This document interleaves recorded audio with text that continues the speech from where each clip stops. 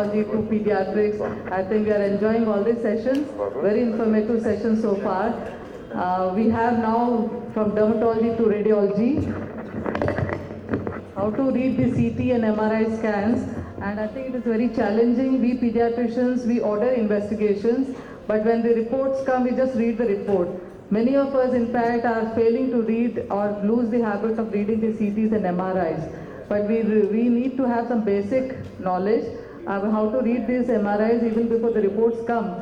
And it is very important in the bedside pediatric practice. For next 15 minutes, we have none other than expert on MRI, Dr. Kishore. We all know him. He's a chief radiologist from Continental Hospitals. He is our alumni of our own Osmania Medical College. He has done his MBBS and MD from Osmania Medical College. And he is the first DNB radiologist of Andhra Pradesh, the combined state. Can we please applaud him? He is also the first MRI expert of South India. I think it's really great that the organizing committee has called him here. Thank you, sir, for taking out your precious time from your busy schedule to share your experience with the pediatricians. And over to Dr. Kishore. We are PGs here. Can I ask them to raise their hands, please? 50%? Other 50% are practicing pediatricians. Okay. Next 15 minutes, why you should be attentive in this lecture is something very important. Sanjay is my classmate. Sanjay told me, KLT, whatever you are going to tell, that much if the PGs are able to answer in the examination, I will not fail them. So if you do not want to fail in the examination, concentrate. If you are a practicing pediatrician, as Himabindu said, that we mostly see the report, not the films. I think that's not a very good idea. These days, young Indian mothers are very smart. Do you agree? Yes, I agree. So if you, as a pediatrician, see the report first, they will say, Anneke CT Radu. And some pediatricians can be very good actors. They may see the film. My contention is, if you are seeing the films anyhow, see it meaningfully. Okay? Even if you are an actor, be a good actor. Don't be Salman Khan, right? Right. So one study was conducted, and 225 physicians were asked to tell what are the most important medical innovations of the okay? And MR is even better. I am not going to go to too much of details of those things, but something very, very basic I would like to explain. And in the CT, you would see that whatever is black always remains black, whatever is white always remains white, unlike MR. I'll come to that. So you will see that this is the bone, which is the white, and this is the CSF, which is the darkest, and that's the white matter, this is the gray matter. And though you are seeing the bone, but bony details are not very well. So what we do is we change certain parameters on the machine and then show you the inner table of the skull, outer table of the skull in a diploic space. This we call as a bone window, this we call as a brain window. In the brain window you will see the brain nicely, in the bone window you will see the bone nicely. In the bone window you will not see the brain nicely. Okay? Now, concept of Hounsfield unit or density unit is very, very important. If you understand this, I think nearly half the job is done. All the tissues have been given certain specific density number, which is reasonably constant. So the air has been given minus 1000. So this is the air outside the brain. This will be minus 1000. Fat is minus 100. Water is 0. Mind you, CSF is not water. When I say water, I mean distilled water, plain water. CSF is not a plain water. It's a complex water. It has got some cells, some protein and so many things. So it will not be 0. It will be usually plus 5, plus 7 in that range. White matter, White matter is plus 30, grey matter is plus 40, fresh bleed is plus 75, calcification depending on the amount of the calcification plus 100 to plus 300, bones depending on the thickness of the bone will be 200 to 700, sometimes 1000, sometimes even 1500. So these are the Hounsfield units. So when you see a lesion, when you put the cursor onto that particular tissue, and then machine will tell you what is the Hounsfield unit, Hounsfield number, you would be able to appreciate what it is. Okay. And now I would introduce the MR images. This is the CT. This is the MR. In MR, you have T1 images and T2 images. First, let us try to understand T1 and T2. Physics is difficult. I'm not going to go. We don't have the time. In general, if you remember that if the CSF is black, this is a T1 image. And if the CSF is white, this is the T2 image. Unlike CT, MR is a very, very dashing and dynamic modality. You can play with various sequences and various images and make things look different. And they are all very important to make a correct, proper diagnosis. Okay. So T1, you will have the CSF,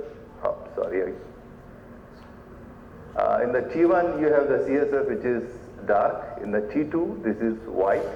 And in the T1, the gray matter is gray, white matter is white. And opposite in the T2. In the T2, the gray matter is whitish and the white matter is grayish. Okay. And then there is another very important sequence. Flare sequence was not there when we started learning MRI. It has come a little bit later on, after 10, 15 years. Flare, if you see the image per se, it really resembles like T2. That is, the gray matter is brighter than the white matter.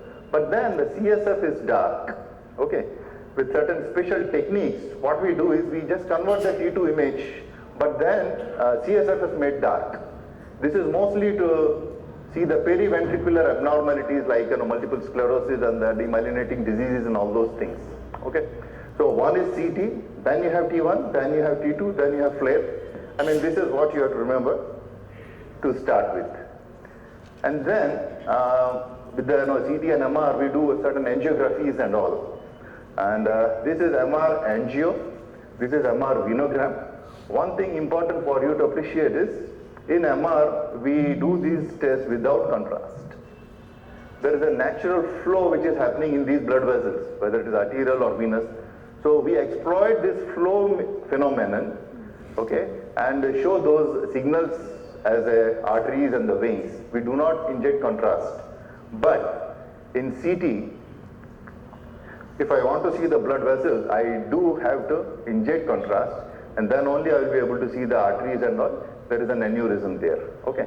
So this is one major difference between the CT and MR, that if you want to do venography and arteriography in CT, you have to give contrast. In MR, you need not give contrast. All right. Now, with this much of basic anatomy, we'll try to understand. As a radiologist, whenever I see the brain, I know what is the normal and all. And whenever I see something which is not normal, then I say this is abnormal.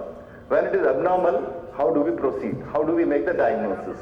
First thing is, we see the lesion, whether it is hypodense or hyperdense. In the CT, we use the term density. Hypodense, hyperdense. Compared to the normal brain parenchyma, whether the lesion is darker, which is hypodense, or brighter, which is hyperdense.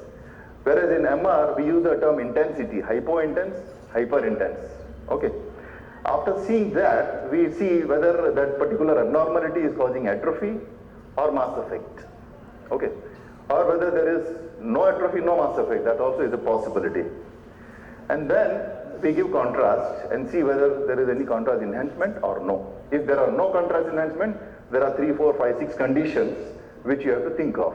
But if there is contrast enhancement, we have to see what type of contrast enhancement, what is the pattern. So that pattern recognition is very, very important. I will talk about that in detail now. Now you see this. Fortunately, brain is a reasonably symmetric organ. This is the normal for comparison, and this is abnormal. You would appreciate that compared to the normal brain parenchyma, here you have a lesion which is little darker. That means it is hypodense. Density is less than that of the normal brain parenchyma. So this is hypodense. Whereas this is hyperdense because it is much more dense, much more brighter. So this is hyperdense. What does that mean? Now I told you that CSF is dark here. If you appreciate that this lesion is moving from the cortex and the white matter, becoming more and more hypodense, and it is almost approaching the CSF. That means this lesion has got more water content. So whenever the lesion has got more water content compared to the normal brain parenchyma, it is going to look hypodense. So what are the situations? Infarct, edema, infection, tumor, CSF containing cyst, arachnoid cyst, etc., all of them will look hypodense. Whereas this is the kind of thing which you will see in the arachnoid cyst, hydatid cyst, and epidermoid and dermoid and those things. On the other hand, you would see that in this particular example there is a ring enhancement, which is thin, smooth ring enhancement. Okay, we'll talk a little more about the contrast enhancement. So these are the various types of contrast enhancement. For example, this is intense, homogeneous, solid contrast enhancement.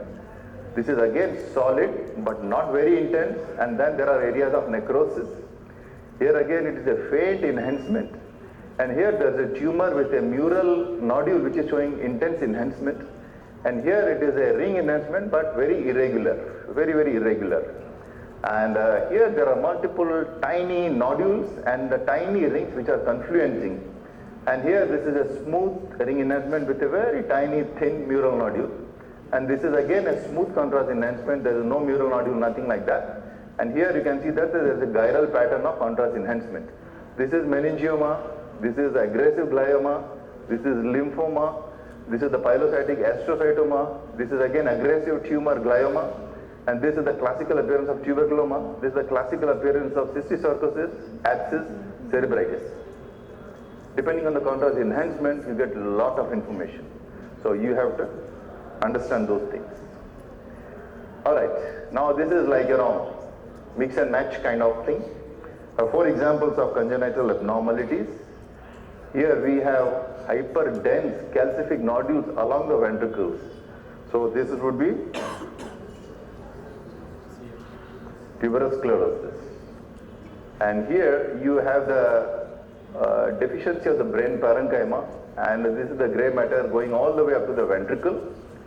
This would, whereas in the next example you have the ependymal lining which is showing contrast enhancement. Therefore it is ventriculitis. Third example, I think you already seen. This is involving the gyral pattern. So this is a cerebritis, and this is a smooth contrast enhancement without any irregular ring enhancement. So this is a classical of abscess. Then 2 common example of granuloma. As I told you, this is the classical pattern of the cysticercosis, smooth, thin rim enhancement, less than 2 centimeters in size, and got a tiny mural nodule. So this is a classical appearance of cysticercosis. Whereas here you got multiple nodules and ring which are enhancing. These are the granulomata of tuberculosis. And then these are the 4 examples of the tumors. This is the suprasellar area. You have got a large hyperdense tumor with the calcification. This is equivalent to craniopharyngioma. Whereas in the next example, you have got a thick cortex. Compared to the opposite side, you can appreciate that it is a thick cortex which is showing hyper intense signals in this particular flare sequence. This is the so-called cortical glioma. Usually they have the gangliocytoma, ganglioglioma, which is usually responsible for the refractory epilepsy. And then you have the swelling of the pons because of the pontine glioma there. And then next you have the cystic lesion, very well defined, no edema in the surrounding, and it has got an intensely enhancing mural nodule. This is what exactly you see in the pilocytic astrocytoma. And then 4 examples of refractory epilepsy. You appreciate that this is the gray matter and this is the white.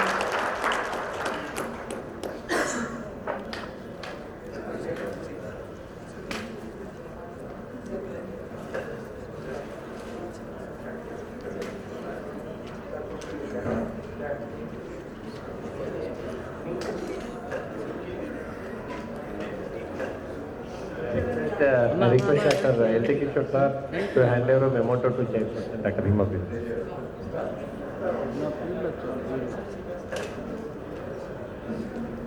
Thank you, sir. Thank you once again, Dr. L.T. Kishore sir and Dr. Himapati Singh.